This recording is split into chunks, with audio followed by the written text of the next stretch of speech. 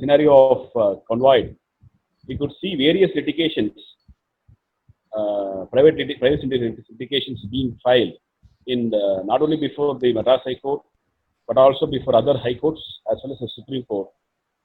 So we thought that why not we take this topic, public interest litigation, for discussion.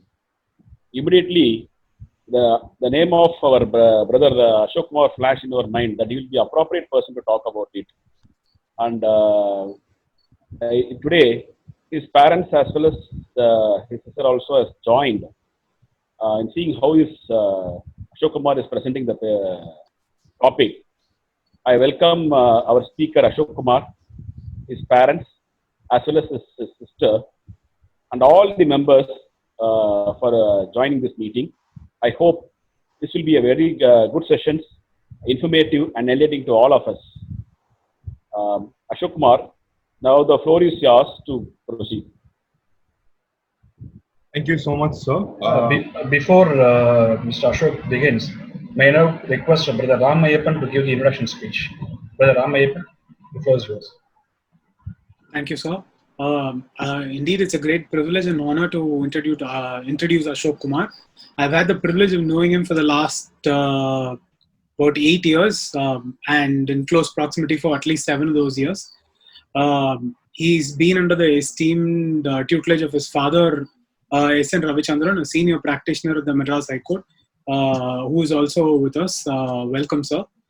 And also under the tutelage and one of the most favorite pupils of Justice Sri Ramasubramanian, who is now a judge at the Honorable Supreme Court. If I have to describe Ashok, it'll have to be very long. But in simple terms, Ashok is a lawyer who graduated of the Government Law College, Chennai, and subsequently completed his master's at National University of Juridical Sciences at Kolkata, West Bengal, and is one of the best young practitioners at the Madras High Court today. As a lawyer, he's erudite. As an advocate, he's passionate and zealous. As a person, he's compassionate, and as a friend, he's the most supportive that anyone could ask for. And as a student, he was among the most committed and hardworking. And I think he's touted to be one of the top lawyers that this bar will see. And a lot of the brethren have already had the opportunity to see a flavor of that in the recent times. And I don't want to take too much time. And Ashok, the floor is yours to lead the discussion today. Thank you, Ashok. Thank you so much, Ram. Thank you, all of the brothers, for introducing me. For a moment, it was feeling if that was really me you are talking about, it was kind of a bit exaggerated. Though I'm not worthy of those words, but I do admit and agree to all the facts. My dear friends, colleagues at the bar, and acquaintance from legal and non-legal background, a very good evening to one and all. Before I dwell into the topic that I've chosen to speak on today, I thought it would be appropriate to start this meeting with a story that is so hypothetical yet so interesting. A group of 5 friends who are adventurous thought to go on an exploration on a cave which had never seen a footfall of human being before. So, footfall of human being. All of them knew it was a humongous task and that it might also cost them their life. Their survival was even threatened. Their survival would even be threatened by it. Though it is a suicidal attempt, everyone agreed to go on an exploration. At the very beginning, all seemed well until one fine morning where the weather condition turned very bad and rain started pouring heavily. Rain in turn has caused a massive landslide which has blocked the entrance of the cave. All the 5 explorers got stuck in the cave and they passed on the message to the government asking them for the help. The government in turn sent a rescue operation team to rescue them. All that the 5 explorers had was only 5 days of food and water. They were so sure of the fact that they'll be rescued within the matter of 5 days. And unfortunately, the bad weather continued, and it wasn't possible at the end of the 5th day. they able to somehow survive for 12 days. After that point in time, they were starving without food and water. Naturally, their health condition was actually going down. One among the five turned very anemic, and he knew the fact that he was sure to die. At that moment, the rest of the four decided to kill one person who was very anemic and eat his flesh to make themselves alive for them to be rescued. So, in accordance to that, against his consent and will, they killed the person who was very anemic and ate his flesh, and they somehow survived. In the meantime, the people who came for rescued these explorers on their 21st day. This has been widely talked about. Their return alive was widely talked about in the media. Unfortunately, for the four survivors, they were actually charged with homicide of first degree. It came up before a court, of course, a hypothetical court consisting of 5 benches. The issue was as to whether had they committed murder or not. When it comes to judge number 1 said that laws are applicable only to an orderly or a civilized society. The place which they were in was not a civilized or an orderly society, so therefore the penal laws are not applicable to them. He was of the opinion that the cave explorers did not commit the offense of murder, offense of murder that they are charged under. Concerning judge number 2, he was of the opinion that the penal laws must be given strictest of interpretation, and it will be made applicable to any part and territory of the country. And he was of the opinion that the 4 explorers jointly and severably killed the person against his will, so therefore they are guilty of murder. Judge number 3 was of the opinion that out of necessity they had to actually kill the person, and had they not killed the person, then that person would have naturally died. So therefore the third judge was of the opinion that all the 4 explorers did not commit the offense of murder. When it came to judge number 4, he was of the opinion that these 4 persons have committed murder, but he was of the opinion that they must be granted clemency. So therefore he referred the matter to the government for clemency. Judge number 5 was of the opinion that these explorers were actually consented to the fact that that exploration might cause death. So therefore, inevitably, death would have been caused if the rescue operations wouldn't have been commenced, hadn't been hastened. So all the 4 members would have died. So therefore, he was of the opinion that these cave explorers did not commit the offense charged under. So in this backdrop, analyzing the fact, by a majority, all the 4 cave explorers got acquitted of the charges. This is not a story which is so aloof and not completely unrelated to the facts, unrelated to the topic that I'm taking. I'm harping on this story to prove that law is common to one and all. The letters of law is same for you, me, and everyone out here, but its application differs from facts to facts, to case, and even from judge to judge. What may seem right to me on the table may not seem right to you on your table. Rightly so. Every case does not deserve to be viewed with the same lens. It is the change. Law is very dynamic and it is very organic. Something that is very consistent is very harmful for the society. So I feel though the law is same, its application differs from facts to facts and case to case. Now going into the topic that I've chosen for today.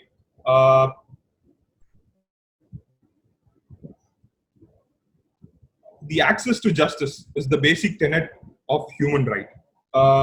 It is also a basic fundamental right in India with no restrictions whatsoever. Despite this fact, only few had the benefit of access to justice to redress their grievance. For rest others, this only seemed to be a forbidden fruit. In the mid-70s, there were actually a crisis that is happening where the bureaucracy and legislature failed to give heed to the requests of the people of their concerns. So the court thought that it must extend its arm and go to people to redress their grievance. So this public interest litigation is a term which has been judicially invented by our courts. It is a concept that has been borrowed from the West, United States to be precise. What has been called as collective bargaining, what has been called as class action suit in US jurisdiction has been given a different nomenclature in India as public interest litigation. If you see the roots of this public interest litigation, it dates back to the Roman jurisprudence, which talks about action popularis, which allowed any citizen to go to court, have the access to court for redressal of any public wrong. If you look at the public interest litigation jurisprudence, it is very young. It actually was invented in late 70s. It assumed significance and importance in early 80s. Though this old jurisprudence of PIL is very young and recent, it has grown heaps and bounds, and it has become a different branch of law altogether. Apart from the fact that it has cured the grievances of the public, it has also contributed to the march and development of law. Today, PIL is serving as the most effective weapon in the armory of law. PIL has been invented and has been regulated by courts. There's no codified law on it as such till today. Certain high courts have framed certain rules to regulate public interest litigation. That has happened only in the recent past. In late 70s and in early 80s, when the concept of public interest litigation was invented and is being tested on a trial and error basis, the court had to actually apply certain tests on facts to facts basis. As you all know, all public interest litigations are in the form of writ petition. So therefore, to have a clear understanding of what public interest litigation is, it is more than necessary to know the basic provisions of constitutions involving writ petition. In that regard, if we have a close perusal of section of Article 226 of Constitution of India, it enumerates 5 kinds of writs, and it also enumerates the circumstances under which the writs can be invoked. Same goes similarly, Article 32, in particular Article 32 subclause 2 of the Constitution of India talks about writ jurisdiction to be exercised by the Supreme Court. Though Supreme Court by its hierarchy seem to be a higher one, in terms of exercise of writ jurisdictions, both High Court and as well as the Supreme Court exercise the parallel jurisdiction. Both the courts have very same relief discretion to mold the relief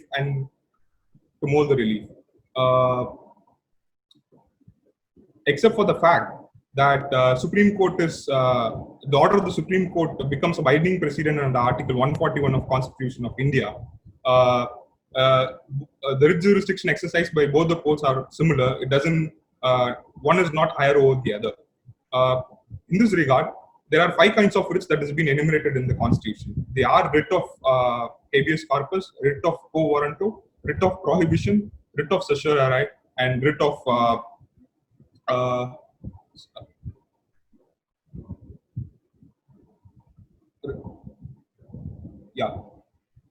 there are 5: habeas corpus, mandamus, certiorari, quo warranto, and mandamus. Apart from this, there are also other writs such as writ of declaration. These kinds of reliefs are sought for when you challenge the virus of a provision of a particular statute or a constitution.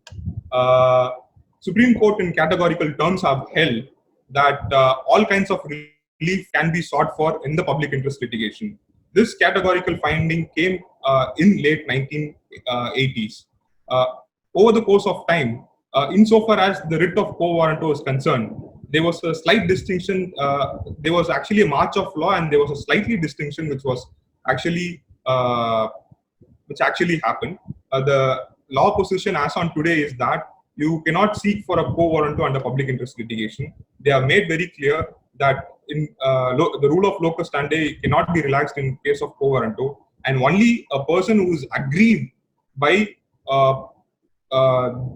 only aggrieved by the or questions the competence of the person who's holding a public office alone can challenge by way of a quo warranto. In respect of all other writs, that can be very well be sought for under writ petitions. Going further, initially writ petitions, including the public interest litigation, can be sought for only against the state. The term state has been defined under Article 12 of Constitution of India. Initially, in late 70s and 80s, Supreme Court gave a very narrow interpretation of what the state is. But over the course of time, over a period of time, there was a marching law, and there was actually it was given a purposive interpretation. Today, the law as on today is that even a writ petition or a public interest litigation can be maintained against a private body if it performs the public function. Now you may ask me what public functions are.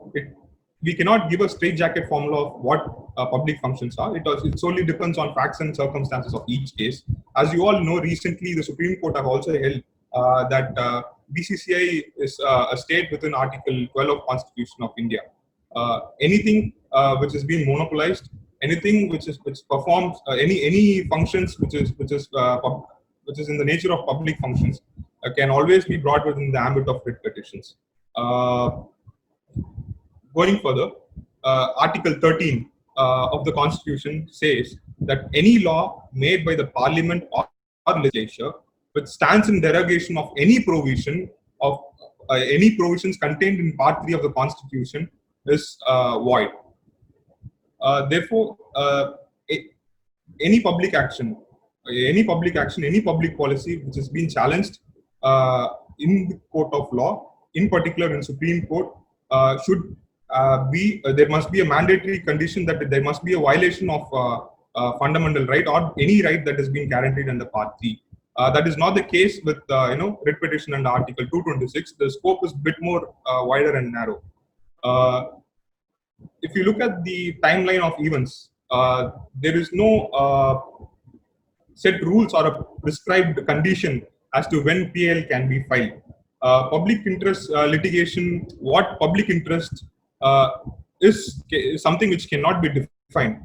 However, it can be safely inferred that any violation of fundamental right or any advancement for us of public at large, any fulfillment of directive principles of state policy, a public interest litigation can always be filed. Initially, I'm talking about 1980s. At the beginning, as I said, there was no set procedure, and the court were running on trial and error method. All the public interest litigation had to undergo certain tests. Those tests was not concerning the merits of the case. Those tests were actually concerning the maintainability of the writ petition. The initial test that was actually most prevalent at that point in time is the rule of locus standi. Rule of locus standi there was actually a diverging opinion as such concerning the relaxation of rule of locus standi insofar as public interest litigations are concerned. Justice Krishna Iyer and Justice P.N. Bhagwati were of the opinion that to advance the cause of social justice, to reach out to the public, to have access to justice, the rule of locus standi needs to be relaxed. But other judges at that point in time were of the opinion that doing so would actually dilute the very concept of the provisions of Constitution, and they were of the opinion only aggrieved can represent the court as a collective cause. This law has been diverging opinion took its own time, and it finally was settled by seven-judge bench of Supreme Court in S.P. Gupta's case, which is also known as Judges Transfers case, wherein Justice P.N. Bhagwati, authoring the judgment, held that any public-spirited person who is having a sufficient cause can approach the court by filing a public interest litigation. So therefore, as on today, as it stands, there has been a complete relaxation of this rule of locus standi, and the test of locus standi is no longer in vogue in the present situation. As you all know, public interest litigation actually was a tool to advance the cause of justice. Certain policies of the government were under challenge. Certain grievances which went unaddressed by bureaucrats or by the legislature was brought to the notice of the court. The fundamental concept of public interest litigation is being criticized by certain scholars. They are right in their own ways, because our constitution is based on the principles of separation of powers. It was believed that each organ functions in its own domain without transgressing into other branches of its organs. But if you take the public interest litigation, for example, it is actually a kind of governance by the court as such.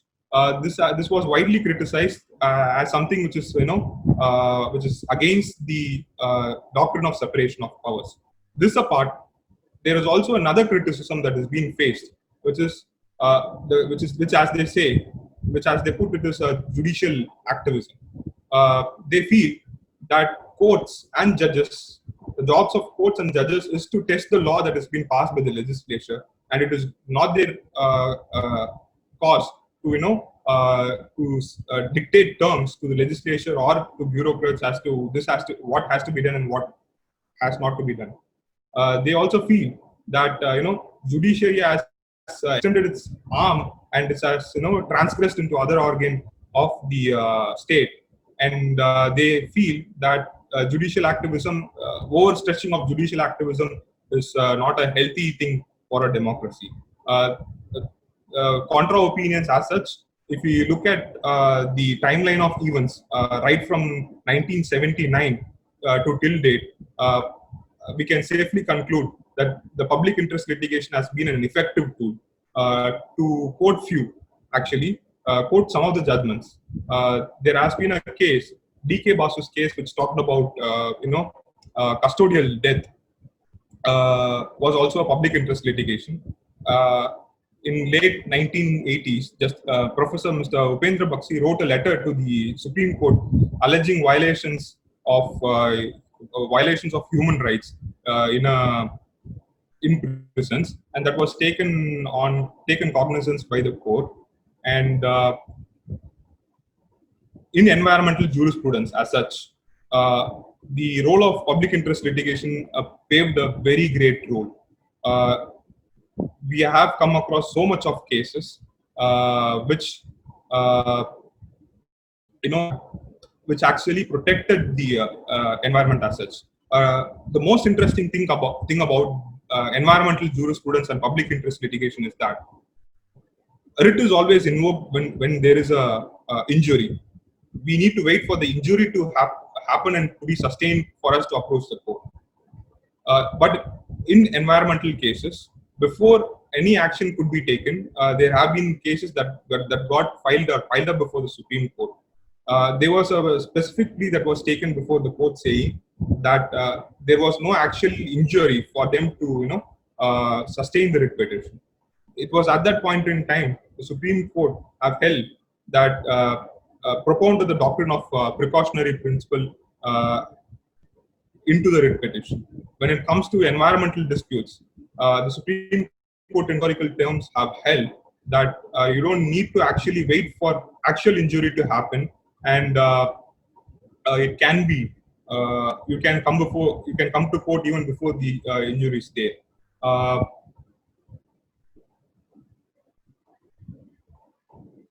There have been very landmark judgments on public interest litigation. Over the course of time, to say, in late 90s, the court was, Supreme Court and as well as High Court was of the opinion that this tool of public interest litigation, which its sole purpose is to advance the cause of justice, is being misused or is being abused. They were of the opinion that private interests are camouflaged to portray as public interest litigations, and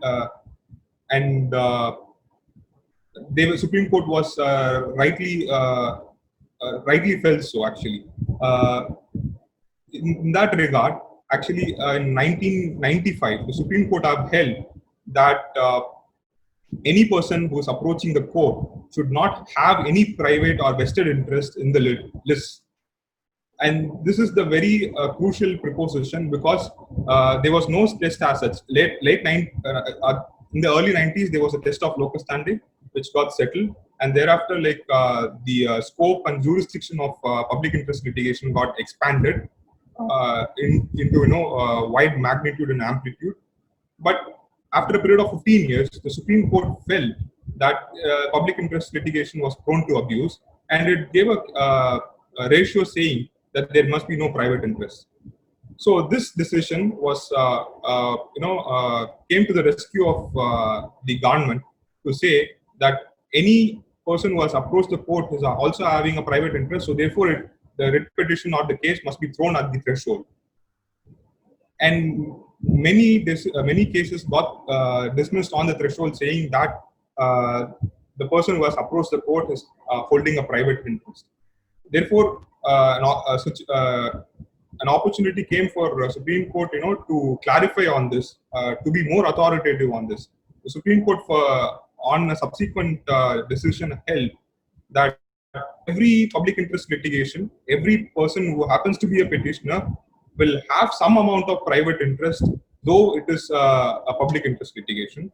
The test that has to be applied by the Supreme Court is that whether the public interest outweighs the private interest or not. This test has to be mandatorily applied to every case to maintain the writ petition. And this judgment has been widely supported by many scholars and many judges, and it's still in force and is still being followed. Going further, as regards the public interest litigation into environmental jurisprudence, you all are aware of the fact that Bhopal gas tragedy case, the Supreme Court have held that invoking public interest litigation, compensations can be awarded. The Supreme Court have also, in Vellore Citizens Forum's case, the Supreme Court held that not only prevention or precautionary principle, when a certain amount of damage has happened to the environment, the Supreme Court held that it has a power to put the land back into its original use or its original position. The scope and the power of the court, insofar as public interest litigations are concerned, in particular with regard to the environmental issues, the scope is very wide, and the court has got inherent powers and wide discretion insofar as that is concerned. The cause for concern here, when it comes to environmental issues, that I hope you are all aware of the fact that in the year 2010, the Parliament has passed the National Green Tribunal Act. Every case which has got something remote to do with an environment must be dealt with by National Green Tribunal. So the very fact is that environmental disputes are being now tribunalized. The powers exercised by the High Court prior in the form of public interest litigation, or in Madras High Court, we had a separate portfolio called Green Bench concerning the environmental dispute. It is now sought to be tribunalized, and it is sought to be taken away and given unto a tribunal which is consisting of administrative and judicial member. As you all know, both administrative and judicial members are being appointed by the Ministry of Forest and Environment. That's a different issue altogether. But if you see the trend, if you see the statistics that has concerning the environmental issue that has been filed before the High Court, post this enactment of National Green Tribunal Act and Constitution of National Green Tribunal, every case concerning the environmental disputes when being filed before the High Court, a preliminary objection is being raised to say that they have an alternative remedy before the tribunal. Now, I ask myself the question, a power exercised by the High Court under Article 226 or by the Supreme Court under Article 32 is not always same as that of power exercised by the tribunal, which is obviously a creature of a statute. Take, for example, a case of suo motu take for an example, NGT has no power to take a suo motu cognizance of environmental degradation. It is actually there have been several instances where NGT had taken suo motu, but the question of law is yet to be decided on that. I personally feel after enactment of NGT Act, the public interest litigation, in particular concerning the environmental issues, have been,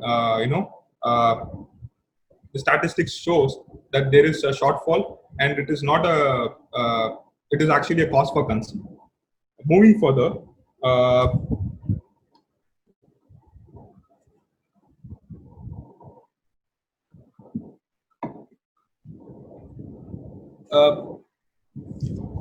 now an important test was being an important decision that holds the field of public interest litigation is the case of State of Uttaranchal versus Jagjit Singh, which has been reported in 2010, 3 SCC page 403.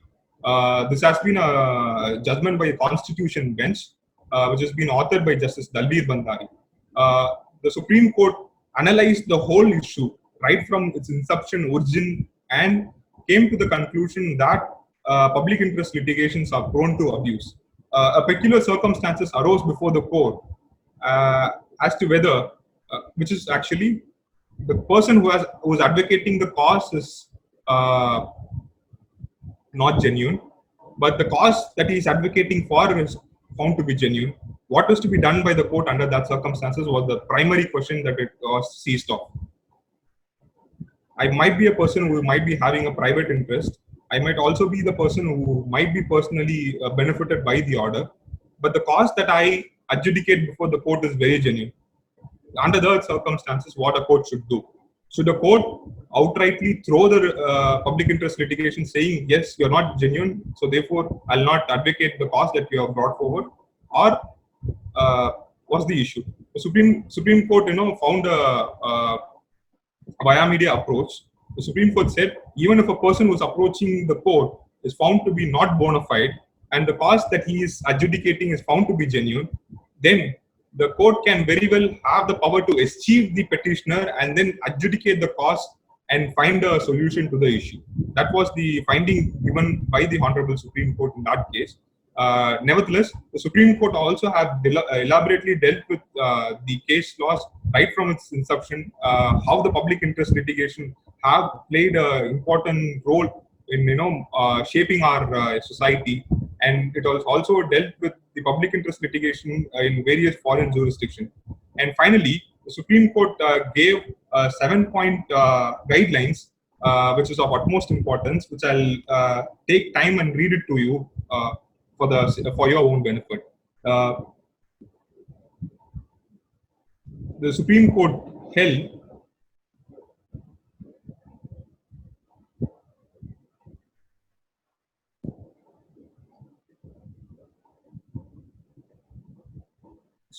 and I am reading the quotes of the Supreme Court decision. It says the courts must encourage genuine and bona fide public interest litigation, and effectively discourage and curb the PIL for extraneous considerations.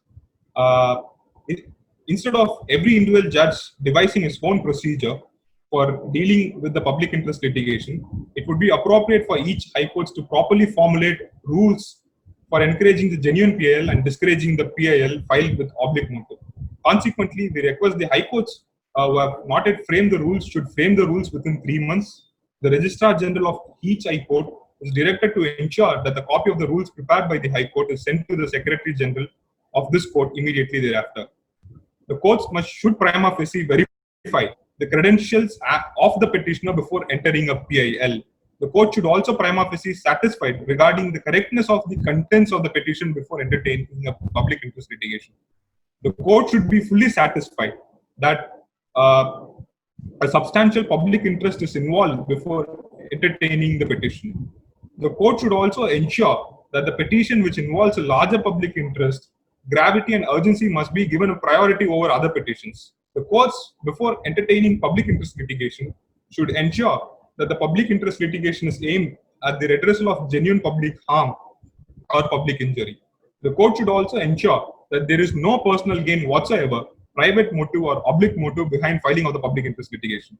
The court should also ensure that the petitions filed by busybodies for extraneous and ulterior motive must be discouraged by imposing exemplary costs and by adapting similar novel methods to curb frivolous petitions and petitions filed for extraneous consultations. So therefore, this is the latest judgment of an highest quorum, highest strength, and this is, as on today, it is holding the field.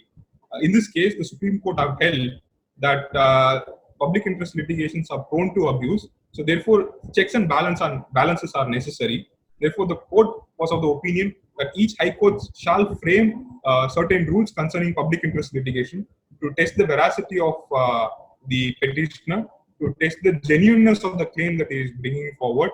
And in pursuance of the order passed by the Supreme Court, our own High Court, the Madras High Court, had framed the rules. And if you look at the rules that has been framed by our own High Court, it will ask for our own personal credentials, such as our Aadhaar number, what are all the public interest litigation that we have filed, and whether or not we have a private declaration as to whether we have a private interest or we will be benefited by any order that is supposed to be passed by court. Only after filling all these credentials, your case will be numbered and it will be brought before the court only thereafter. Very recently, our High Court has also framed the rules saying that the petitioner in the public interest litigation must also be present in every court hearings before the court.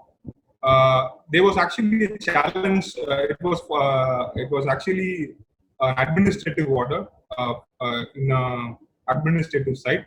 This was subject matter of challenge by a practicing High Court of practicing advocate of our High Court. The challenge essentially was that there are many lawyers who are also advocating the cause of general public. There are also many lawyers who are also litigants or petitioners in public interest litigations, asking them or compelling them to be present before the court for every hearing would is cost and time. It is neither cost and time efficient. And once the advocate or a person has entrusted wakalat to the advocate, it is the duty of the advocate to advocate the cause of the litigant. So therefore, this rule mandating the presence of the litigant before the court is totally unnecessary and unwarranted. It has came up before our own first bench, and notice has been ordered. Counter has been awaited, and we'll have to await the result of the decision.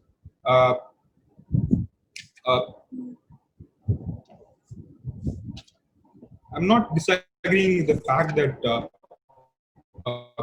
public interest litigation are not prone to abuse. Yes, it has been prone to abuse. Exemplary costs are being awarded.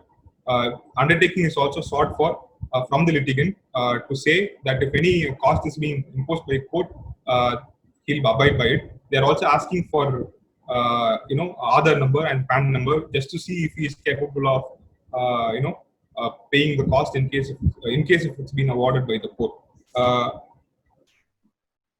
To conclude, public interest litigation is a very effective tool. As unlike any other law, any other provisions of law, earlier it actually the object of invention of public interest litigation was to advance the cause of justice, to extend an arm to the poor and needy. Over the course of time, yes, it is prone to abuse. Rightly, there was checks and balances that was imposed by High Court through various decisions. In my opinion, the public interest litigation jurisdiction as such is only expanding and it is not diminishing, and only checks and balances have been brought forward to test the veracity and genuineness of the claim that has been brought before the court. I also personally feel that any state action, be it any public policy or anything, is always been tested before court in the form of public interest litigation. By the rules that has been framed by a court, it also ensures that proper research has been done. In case if a person who's appearing as party in person before the court is not able to put forth his case in an effective way, there are also been many cases where courts have asked any advocate to appear on behalf of him. The way forward in terms of public interest litigation is really good. The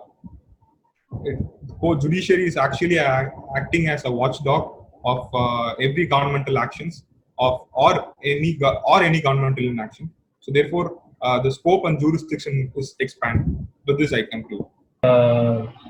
Friends, there's been a recent decision of the Supreme Court just 2 days back on the subject of pill. That's regarding the usage of Coca-Cola and Thumbs Up, wherein the Honorable Supreme Court has imposed fine of rupees 5 lakhs to be paid on. Yes. Ashok, what do you feel on this type of litigation that has been filed unnecessarily before the forum courts while disturbing the time of the court? What do you feel on that? Yes, sir. The point is that I can point my fingers at many such litigations, which has not been properly researched or is bereft of public interest. Actually, the way forward is that checks and balances must be brought in at the registry level itself. As they've rightly done, they are asking for credentials. Despite that, there are some cases which may seem very absurd.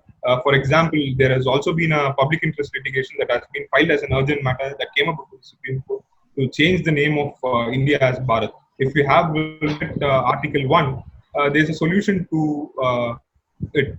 But those kinds of litigations, I'm not commenting anything upon the merits of that case, but those kinds of litigations, awarding exemplary caste or debarring them, blacklisting them from filing any other cases would serve the purpose. That's the way forward, actually. Yeah, thank you, Ashok. There's a question to be raised by Kanmani. I'm just unmuting him. Yes, Mr. Kanmani, you can raise your question. Brother, good evening. Kanmani speaking. yes, sir. Sir, what to say? What are the cases will come under government policy while we are filing the public interest litigation?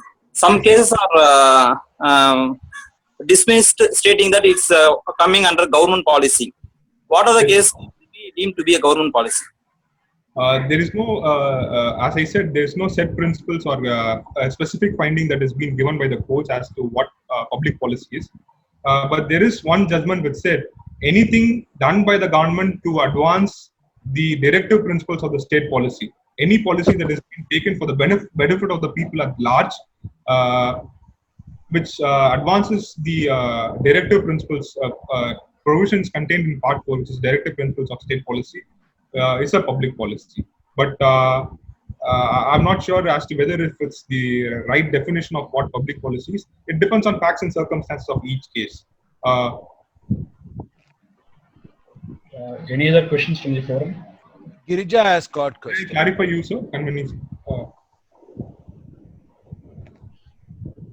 Girija, unmute yourself. Unmute yourself.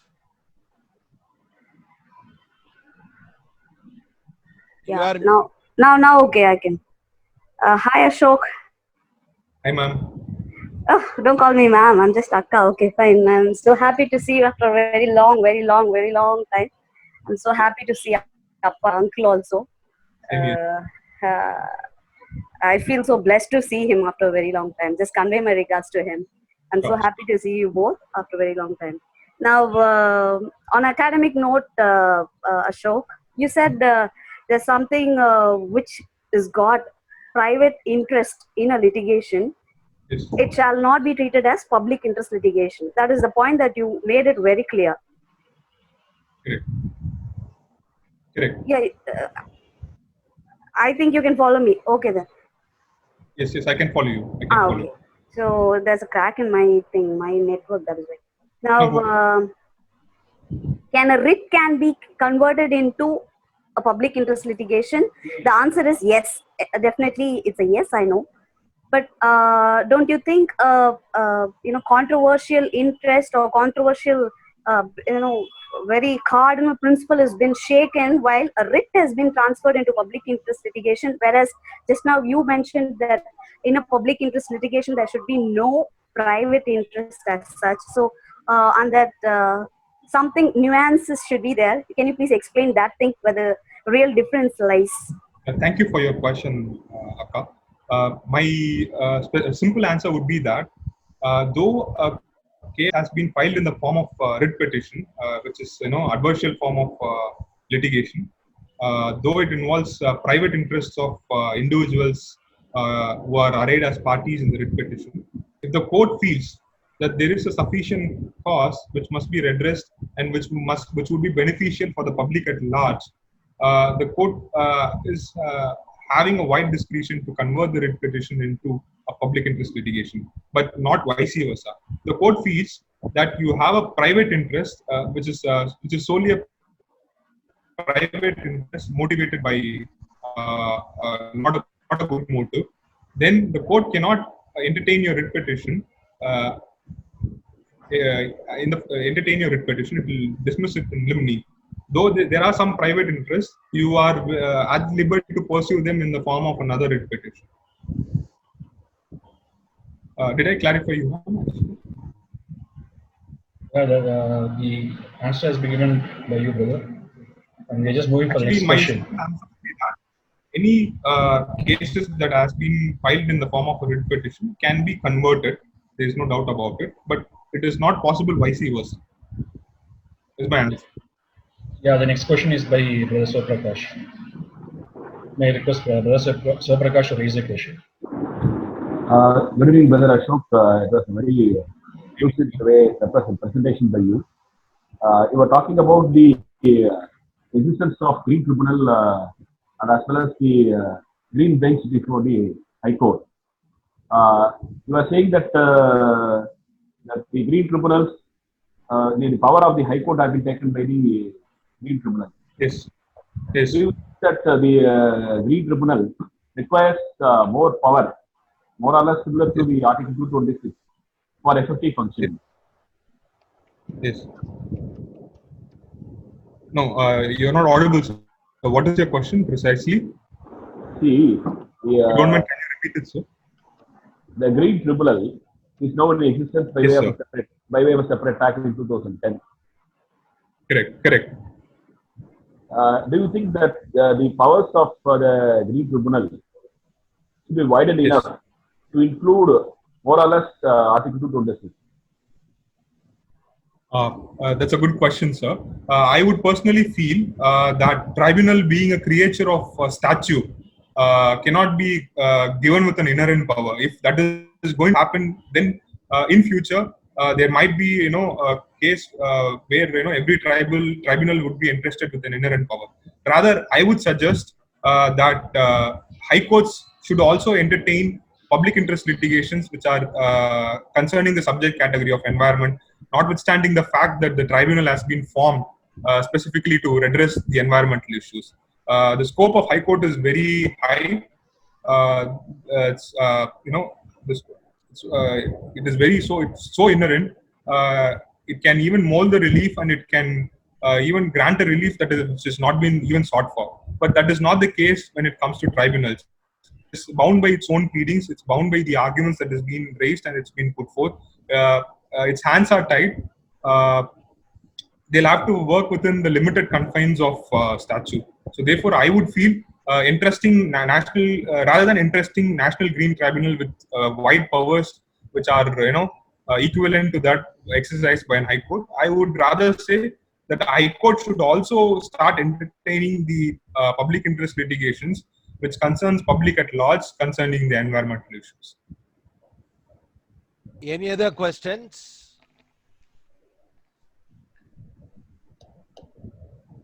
Any other question?